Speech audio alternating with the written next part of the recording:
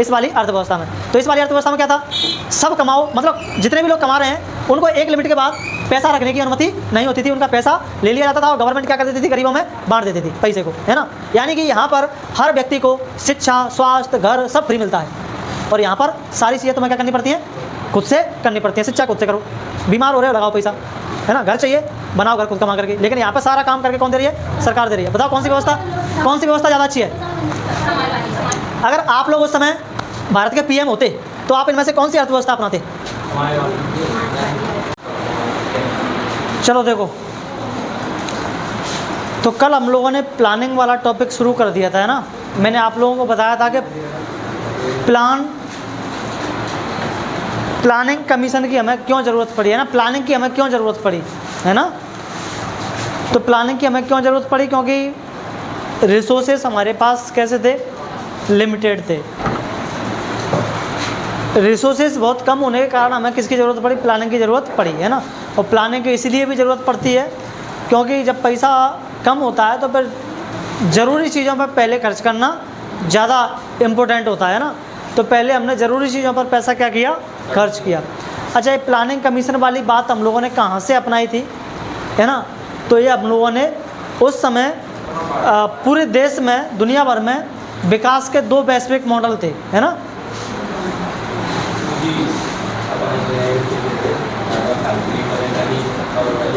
देखो, इसको कहीं भी नोट कर लेना, आप लोगों के लिए काम आ सकता है, ठीक है। विकास के मॉडल,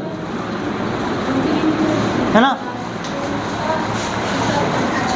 मॉडल्स ऑफ डेवलपमेंट।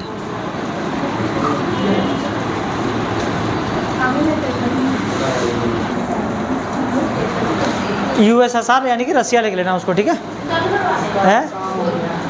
हाँ चलो भूगोल कर लेंगे या कुछ शुरू कर लेंगे कल से, ठीक है। भूगोल या हिस्ट्री कुछ तो शुरू कर लेंगे, ठीक है। हाँ ठीक है। अभी एक बुक के 3 चैप्टर हुए हैं, अभी एक बुक हमने स्टार्ट भी नहीं की है ना। चलो देखो इधर, अब इधर समझ लो तुम लोग, इधर याद नहीं करना होता है, जो समझा रहा होता हूँ उसको समझो, ठीक है। और यहीं पे याद करके जाया करो, घर पे याद करने का कोई काम नहीं होता। सुनो ध्यान से, ठीक है। और ना घर पे याद करने की ज़रूरत पड़ती है। हैं सर, सही कह रहा हूँ मैं, सच में नहीं घर पे याद करना होता है, सच में नहीं पढ़ना होता है। जब कोई इस तरह से पढ़ा रहा होता है ना, घर पे उस चीज़ को याद करने की, पढ़ने की ज़रूरत पड़ती है जो समझाई नहीं गई है, जिनको तुम लोग नोट्स और क्यूबियों से पढ़ते हो, उसको रट्टा लगाना पड़ता है, ठीक है। देखो इधर आप लोगों से पूछा जाएगा, बताओ विकास के कितने मॉडल प्रचलित थे जब हमारा देश आज़ाद हुआ था उस समय, है ना। ऐसा अगर कोई क्वेश्चन आ जाए तो विकास के उस समय 2 मॉडल थे। कितने मॉडल थे, 2 मॉडल। एक तो था तुम्हारा उदार पूंजीवादी अर्थव्यवस्था और दूसरी समाजवादी अर्थव्यवस्था, ठीक है। अर्थव्यवस्था लिखना हो तो लिख लेना इसके पीछे, है ना। तो उदार पूंजीवादी अर्थव्यवस्था और समाजवादी अर्थव्यवस्था, यानी कि कैपिटलिज्म और सोशलिज्म, ठीक है। कैपिटलिज्म का झंडा लेकर के घूम रहा था अमेरिका। कौन, अमेरिका। और वो घूम रहा था कि मैं पूरी दुनिया को क्या बना दूंगा, कैपिटलिस्ट बना दूंगा, है ना।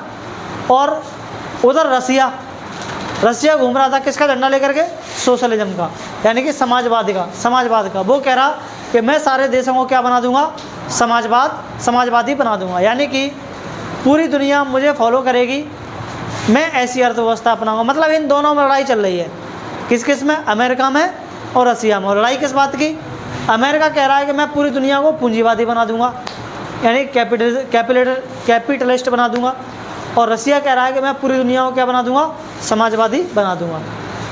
तो इन्होंने जा करके लोगों को बताया कि देखो हमारी इकोनॉमी ऐसी है, हमारी अर्थव्यवस्था ऐसी है ना।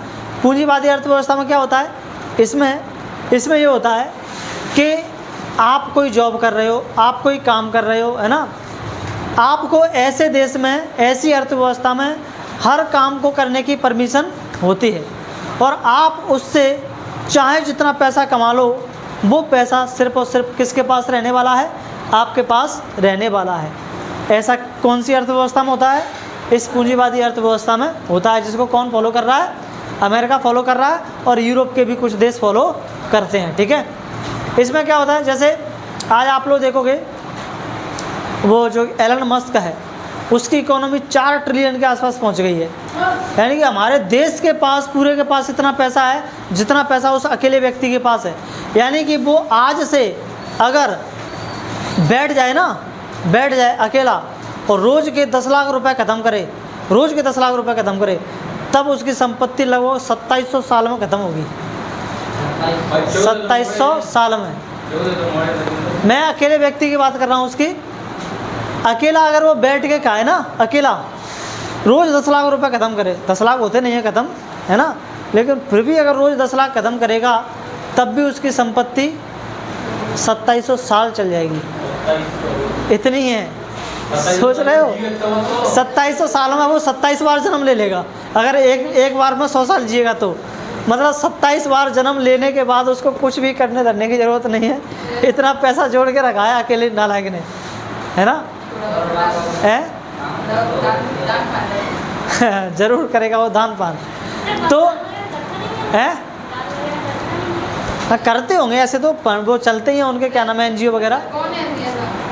अमेरिका का व्यक्ति एक एलन मस्क उस दिन बताया था मैंने, ठीक है, बताया था ना मैंने। हाँ, टेस्ला कंपनी का मालिक है ना। क्या समस्या है तेरी? है गला खराब हो गया है तो पानी पी ले।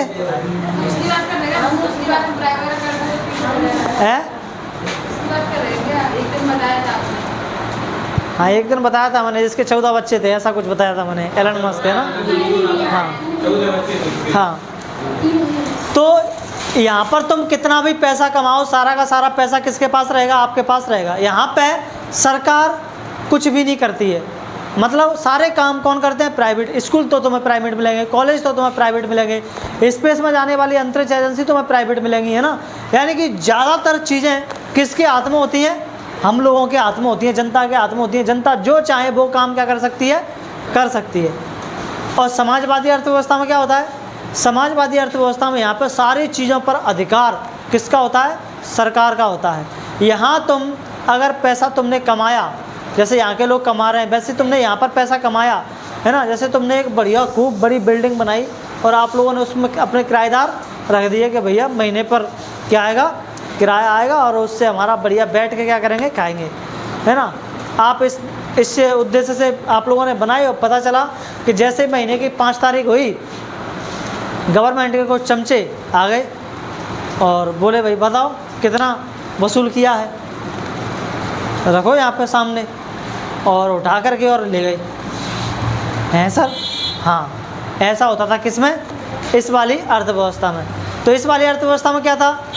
सब कमाओ, मतलब जितने भी लोग कमा रहे हैं उनको एक लिमिट के बाद पैसा रखने की अनुमति नहीं होती थी। उनका पैसा ले लिया जाता था और गवर्नमेंट क्या कर देती थी? गरीबों में बांट देती थी पैसे को, है ना।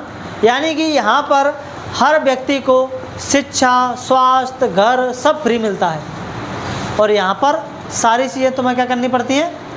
खुद से करनी पड़ती हैं। शिक्षा खुद से करो, बीमार हो रहे हो लगाओ पैसा, है ना। घर चाहिए बनाओ, घर खुद कमा करके। लेकिन यहाँ पर सारा काम करके कौन दे रही है? सरकार दे रही है। बताओ कौन सी व्यवस्था ज़्यादा अच्छी है? अगर आप लोग उस समय भारत के PM होते तो आप इनमें से कौन सी अर्थव्यवस्था अपनाते? है ये वाली? ये बढ़िया लग रही है ना। लेकिन सोचो अब ज़रा सोचो आप लोग, कुछ लोग तो आलसी होंगे ही, है ना। अब जब कुछ लोग आलसी तुम्हारे जैसे एक आध पड़ गए कि यार सब कुछ बिना करे धरे मिल रहा है तो मैं क्यों पढ़ाई करूं? मेरे को पढ़ाई तो मिल ही जाएगी, है ना, बिना पैसे के। मेरे को खाना भी मिल जाएगा बिना पैसे के, रहने को घर मिल जाएगा बिना पैसे के, फिर मैं काम क्यों करूं? करोगे आप लोग काम? करना चाहोगे ऐसी अर्थव्यवस्था में, है ना? आराम से खाएंगे पिएंगे और ऐश करेंगे। तो यही हुआ यहाँ पर, यही हुआ। जनता ने काम करना ही बंद कर दिया। यहाँ पर जो ज़मीन होती थी ना, ज़मीन भी किसकी होती थी? सरकारी होती थी। यानी कि ज़मीन में भी वहाँ कोई काम कर रहा है ना, मतलब सरकारी नौकरी कर रहा है वो, क्योंकि ज़मीन है ही नहीं आम जनता के पास। किसके पास है सारी की सारी ज़मीन? सरकार के पास। जो भी उग रहा है ज़मीन से सारा का सारा किसके पास जाएगा? सरकार के पास।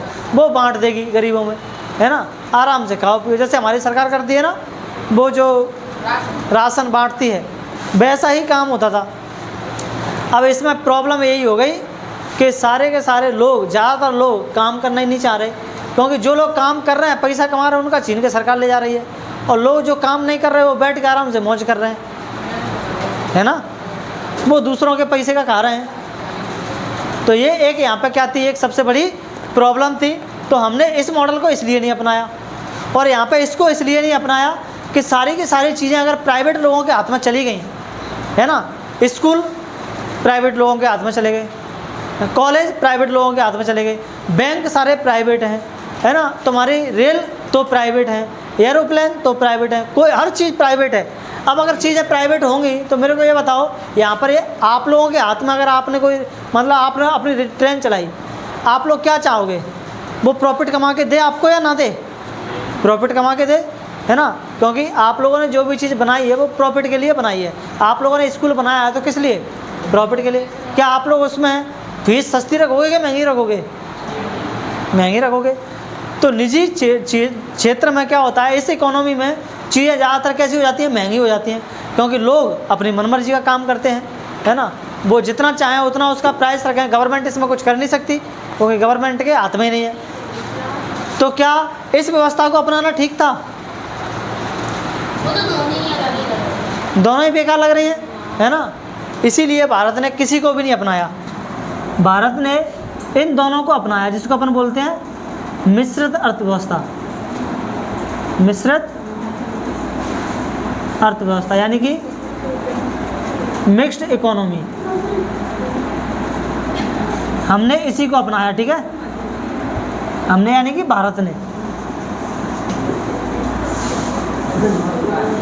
इसी को अपनाया, ठीक है।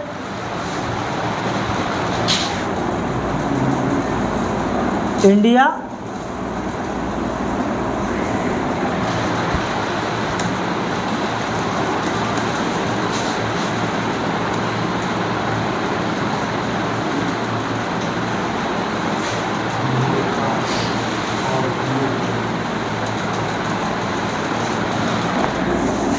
adopt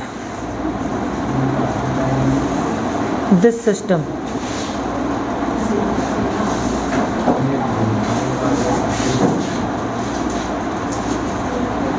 है ना। अब मिश्रित में हम लोगों ने क्या कर दिया, दोनों की चीज़ें मिला ली कि कुछ चीज़ें लोगों के हाथ में दे दो और कुछ चीज़ें सरकार अपने हाथ में रख ले। इसीलिए आप लोग देखो हमारे देश में हर चीज़ प्राइवेट भी मिलेगी और सरकारी भी मिलेगी। हमारे देश में स्कूल क्या केवल प्राइवेट होते हैं? क्या केवल सरकारी होते हैं? नहीं ना, दोनों होते हैं, प्राइवेट भी सरकारी भी। हमारे यहाँ पे बैंक क्या प्राइवेट होते हैं? दोनों होते हैं, प्राइवेट भी सरकारी भी, है ना। हाँ, ऐसे ही हॉस्पिटल मिलेंगे, यानी कि हर चीज़ हमारे देश में कैसी मिलेगी आप लोगों को? मिक्स्ड मिलेगी, है ना। इसका फ़ायदा ये है कि अगर जो प्राइवेट, मान लो आप लोगों ने कोई हॉस्पिटल खोला, आप चाह रहे हो नहीं मैं तो बढ़िया VIP इलाज दूंगा, लोगों को VIP सर्विस दूंगा, लेकिन फीस कैसी रखूँगा? हाई रखूँगा। अब गरीब के बारे में सोचो, क्या तुम्हारे हॉस्पिटल में कोई जाएगा गरीब? नहीं। तो उनके लिए हॉस्पिटल कैसा होना चाहिए? जहाँ पर कम पैसे में अच्छी सुविधाएं मिल जाए। तो इसीलिए, है ना, सरकार ने कुछ चीज़ों को अपने हाथ में रखा और कुछ चीज़ों को किसको दे दिया, है ना, निजी प्राइवेट लोगों को दे दिया, ठीक है। अब यहाँ से आप लोगों से क्वेश्चन क्या पूछा जाएगा, अगर पूछ लेगा तो बताओ भारत ने विकास के कौन से मॉडल को अपनाया और क्यों अपनाया? हैं? लिख पाएंगे कि नहीं लिख पाएंगे? मुझे बस इतना बता दो। मैंने तुम्हें इतना समझाया है, उसमें से तुम 4-6 लाइन भी लिख दोगे, उनसे भी तुम्हें मार्क्स मिल जाएंगे। आप लोग बताना कि उस समय देश में 2 तरह की अर्थव्यवस्थाएं थीं देश के सामने। जब हम आज़ाद हुए तो हमारे सामने विकास के 2 मॉडल थे। कौन से? उदार पूंजीवादी मॉडल और समाजवादी अर्थव्यवस्था, है ना। आप बताना पूंजीवादी में ये होता था, समाजवाद में ये होता था, लेकिन दोनों में ही प्रॉब्लम थी। इसलिए हम लोगों ने दोनों को ही नहीं अपनाया। हम लोगों ने किसको अपनाया? मिश्रित अर्थव्यवस्था को अपनाया, यानी कि मिक्स्ड इकोनॉमी को अपनाया। क्यों अपनाया? क्योंकि मैंने आप लोगों को अभी समझा दिया है ना। कुछ लोग हमारे देश में ऐसा तो नहीं है कि सारे अमीर होंगे या सारे गरीब होंगे, सबको फैसिलिटीज़ तो चाहिए, सबको शिक्षा चाहिए, है ना, सबको स्वास्थ्य चाहिए, सबको रहने के लिए घर चाहिए। तो सरकार देखो करती है ना इन सब चीज़ों के लिए काम, कि नहीं करती है? करती है ना। अब देखो यहाँ पर ये हम लोगों ने बीच में एक टॉपिक समझ लिया, लेकिन हम लोग कर कौन सा टॉपिक रहे थे? ये वाला योजना आयोग वाला, ठीक है। इस पर वापस आते हैं। तो योजना आयोग, अब चूँकि हमें प्लान करना है ना, इकोनॉमी को, अपने देश को डेवलप करना है, आगे लेकर के जाना है, तो उसके लिए प्लानिंग की ज़रूरत पड़ी। अब प्लानिंग कौन करेगा? तो उसके लिए क्या बनाया गया? प्लानिंग कमीशन बनाया गया। क्या बनाया गया? प्लानिंग कमीशन, यानी कि योजना आयोग बनाया गया, ठीक है, जिसकी स्थापना हुई थी कब? मार्च 1950 में। पहला क्वेश्चन आप लोगों से पूछेगा, क्या बताओ योजना आयोग की स्थापना कब हुई थी? 1950 में, ठीक है। आप लोगों से पूछेगा बताओ इस संस्था का स्वरूप कैसा है, यानी कि योजना आयोग का स्वरूप कैसा है, तो आप लोग बताएंगे ये गैर संवैधानिक है। गैर संवैधानिक यानी कि नॉन कॉन्स्टिट्यूशनल है। नॉन कॉन्स्टिट्यूशनल का मतलब है कि संविधान में इसके बारे में जिक्र नहीं है ना। तो आप लोगों से पूछ लेगा बताओ हमारा ये जो योजना आयोग है, इसके लिए कौन सा अनुच्छेद लिखा है संविधान में, कौन सा आर्टिकल लिखा है, कौन से आर्टिकल में इसकी बातचीत की गई है, तो क्या बताएंगे? हैं? कोई सा भी आर्टिकल नहीं है ना, क्योंकि ये संवैधानिक है ही नहीं, ये तो गैर संवैधानिक बना कब है? 1950 में, जब हमारा संविधान तो 1900 है ना, उसी में 40 में 47 में बन के तैयार हो गया था, है ना। 1950 में तो हमारा संविधान लागू हुआ था, उस समय तो संविधान बन के तैयार हो गया था, है ना। तो हाँ, तो हमारे संविधान में इसके बारे में कोई जिक्र नहीं है, ठीक है। अगला आप लोगों से पूछ लेगा बताओ योजना आयोग के अध्यक्ष कौन होते हैं, तो अध्यक्ष कौन होते हैं? पीएम, भारत के पीएम, है ना। तो योजना आयोग के एक्स ऑफिशियो चेयरमैन कौन होते हैं? पीएम ऑफ इंडिया, यानी कि भारत के प्रधानमंत्री ही होते हैं, ठीक है। अगला क्वेश्चन आप लोगों से पूछ लेगा बताओ इसका काम क्या है, तो ये लिखा हुआ है इसका काम, ठीक है, ठीक है। इसका मुख्य कार्य क्या है? देश के संसाधनों का अनुमान लगाना, यानी कि देश के पास कितने रिसोर्सेस हैं और उनको कहाँ पर कैसे खर्च करना है, उसके लिए प्लान करना, है ना, यानी कि पंचवर्षीय योजनाएं बनाना, ठीक है। ये इसका काम था। 5-5 साल के लिए योजना बनाना कि हमें अगले इन 5 सालों में ये करना है, अगले 5 सालों में ये करना है, अगले 5 सालों में ये करना है, ठीक है। 5 साल पैसा खर्च कहाँ करना है, ठीक है, इस तरह से। तो समझ लें, मुझे लगता है कल के लिए चला जाएगा ये टॉपिक, हम लोगों ने इसमें खींच लिया टाइम ज़्यादा।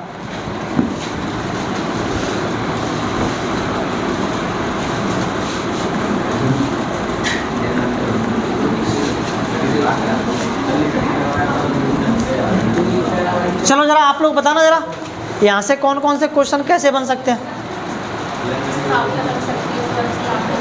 किसकी? हाँ, और कैसे पूछेगा? संस्था का स्वरूप पूछ लेगा। कैसे कैसे पूछेगा? खुद से बनाओ क्वेश्चन, कैसे पूछेगा? योजना आयोग का संस्था का स्वरूप कैसा है, ऐसे तो पूछेगा। आप लोग जब ये ऐसा करने लगोगे ना, थोड़ा सोचने लगो, अरे क्यों साइकिलों के पीछे पड़े हुए हैं? गया कहाँ है?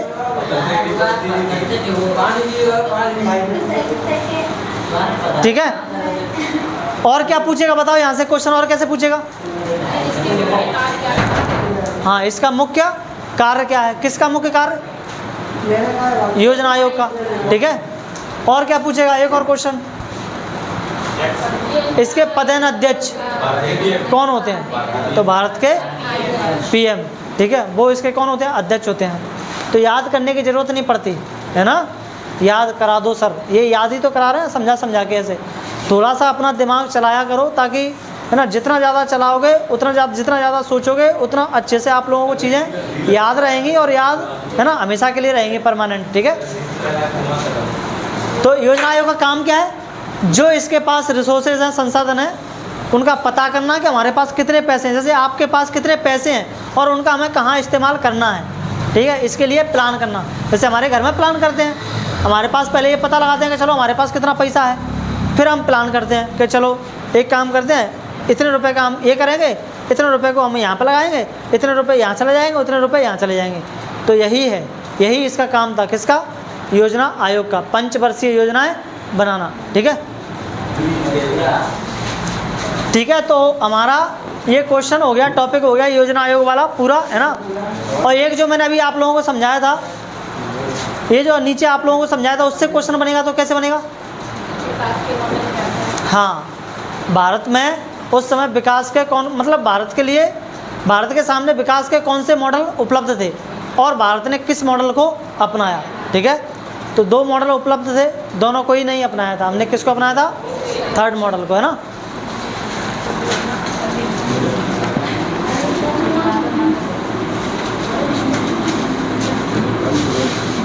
पंचवर्षीय योजनाएं 5 ईयर प्लान्स।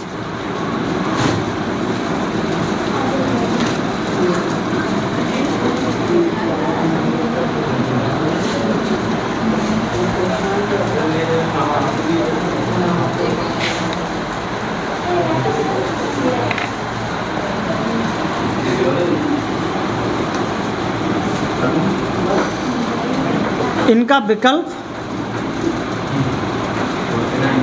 रूस से प्रेरित होकर चुना।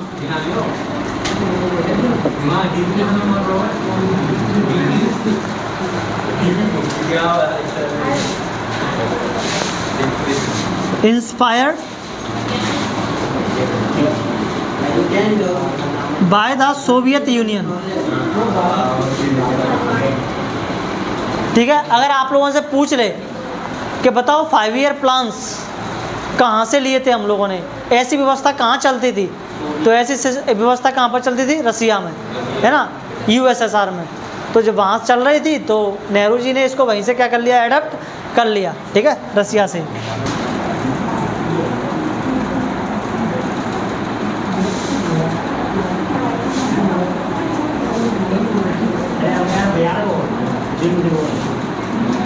बजट डिवीज़न, यानी कि बजट के 2 हिस्से, बजट के हिस्से।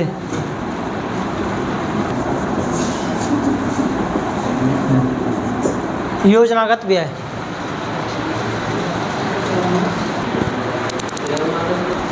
हाँ। अब तू बताइए, यहाँ से क्वेश्चन बनेगा तो कैसे बनेगा? नहीं सोच पा रही है? क्या पढ़ रहे हैं हम? और किसको समझ में नहीं आता कि क्वेश्चन कैसे बनेगा? है तू बता, क्या क्वेश्चन बनेगा यहाँ से? समझ में नहीं पड़ता है तो बेटा तुम भी एक काम करो, कोचिंग छोड़ दो, है ना, वहाँ पढ़ो जहाँ क्वेश्चन आंसर मिलते हैं, नहीं तो तुम्हें भी यहाँ तकलीफ होगी आगे चल के। ठीक है, या फिर थोड़ा सा समझने पर जोर दो, या खुद का दिमाग थोड़ा सा चलाओ अगर भगवान ने दिया है तो, है ना।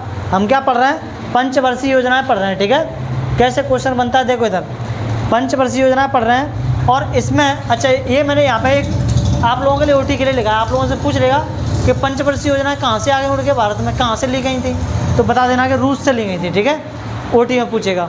अब आप लोगों से ये पूछेगा पंचवर्षीय योजनाओं के अंतर्गत जो बजट होता था पैसे का, उसको कितने हिस्सों में बांटा जाता था?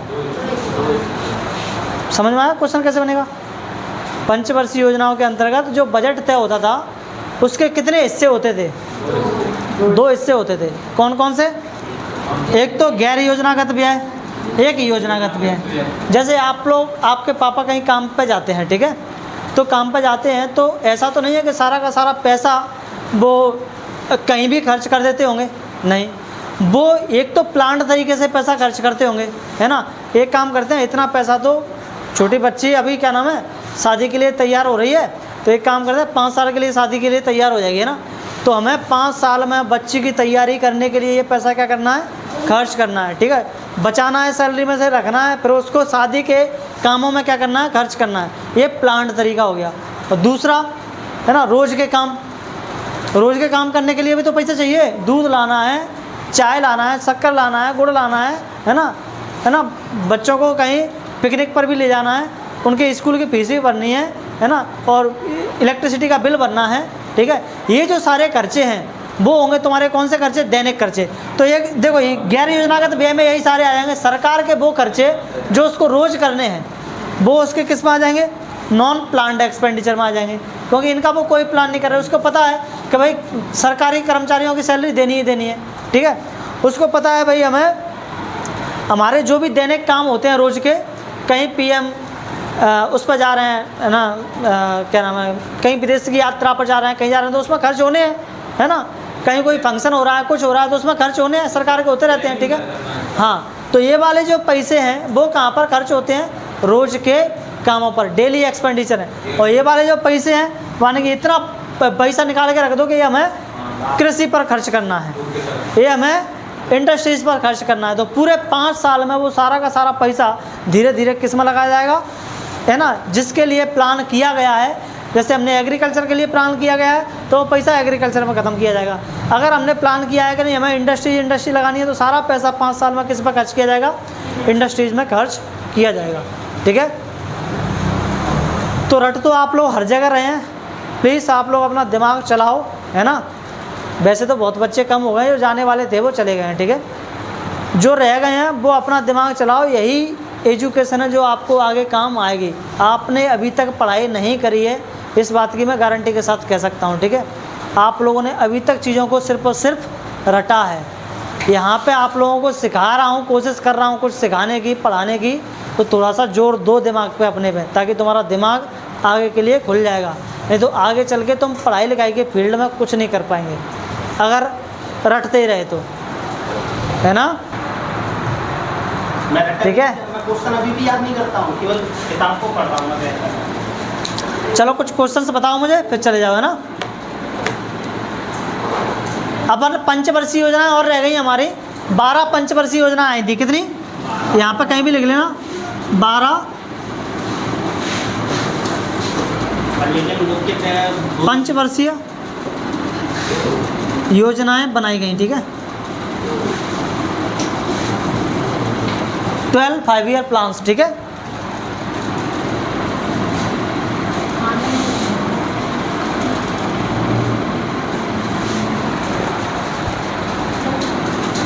five-year प्लान्स,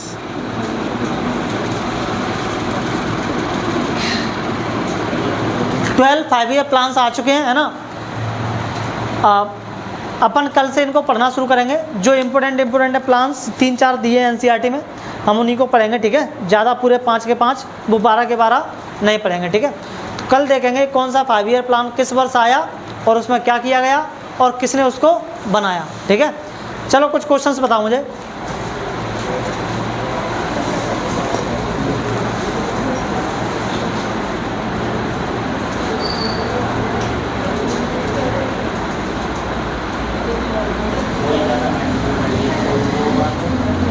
बताओ, भारतीय उद्योगपतियों द्वारा प्रसिद्ध बॉम्बे प्लान किस वर्ष तैयार किया गया था? 1944 है नालायकों, हैं क्या क्या क्या बक दिया तुम लोगों ने। मैंने क्वेश्चन ये कल पढ़ाया था, बॉम्बे प्लान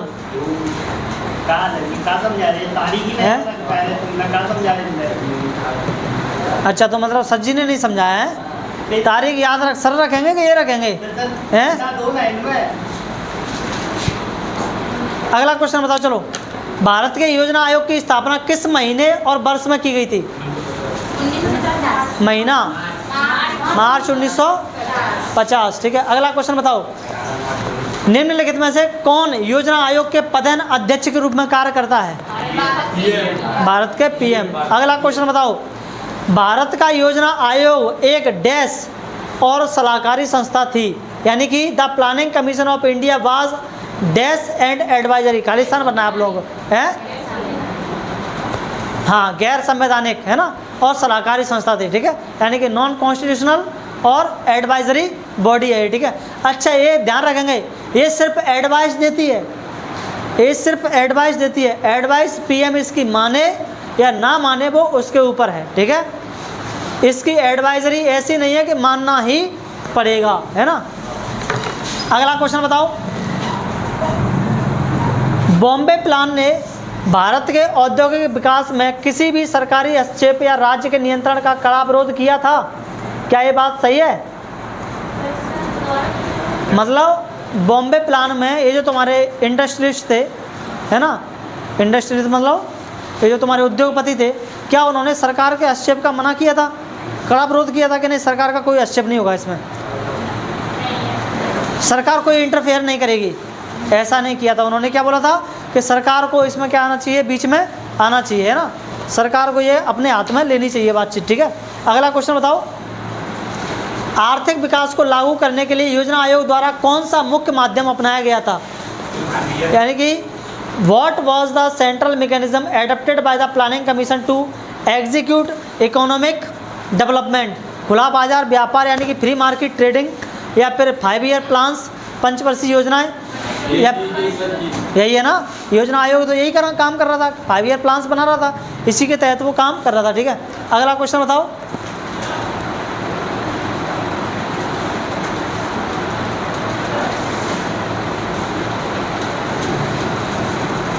अच्छा, एक चीज़ और लिख लो यहाँ पे, योजना आयोग में, है ना,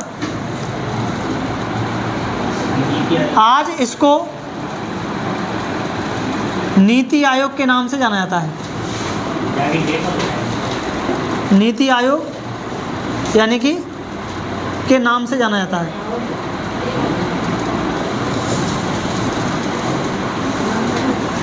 today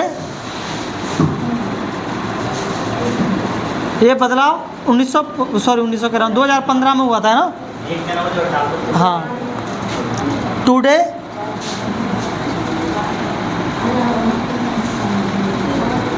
known as NITI Aayog, English में भी नीति आयोग ही है। ठीक है, और इसकी डेट लग लेना 1 जनवरी 2015 में इसका नाम बदल दिया गया था, है ना, योजना आयोग का। तो अगर आप लोगों से पूछ ले, बताओ योजना आयोग का नाम चेंज कब किया गया था, तो क्या बताओगे? 1 जनवरी 2015। नीति आयोग का, हाँ भारतीय प्रवर्तन संस्थान और राष्ट्रीय भारत प्रवर्तन। हाँ, अच्छा मेरे को क्वेश्चन बताओ, क्या योजना आयोग आज भी भारत में अपने मूल रूप में सक्रिय है या इसे बदल दिया गया है? क्या योजना आयोग आज भी भारत में उसी रूप में सक्रिय है जैसे पहले था 1950 में, या उसको बदल दिया गया है? यही तो लिखा है अभी, बदल दिया गया है। योजना आयोग को क्या कर दिया गया है? नीति आयोग। देखो, आज इसको नीति आयोग के नाम से जाना जाता है, पहले ये किस नाम से था? योजना आयोग से। कब से जाना जाता है? 1 जनवरी 2015 से, है ना। चले जाओ, चलो नीति आयोग का फुल फॉर्म कल लगा दूंगा। ठीक है, वही तो अच्छा ना, निकाल दो, जिससे याद करने की वो करेंगे तो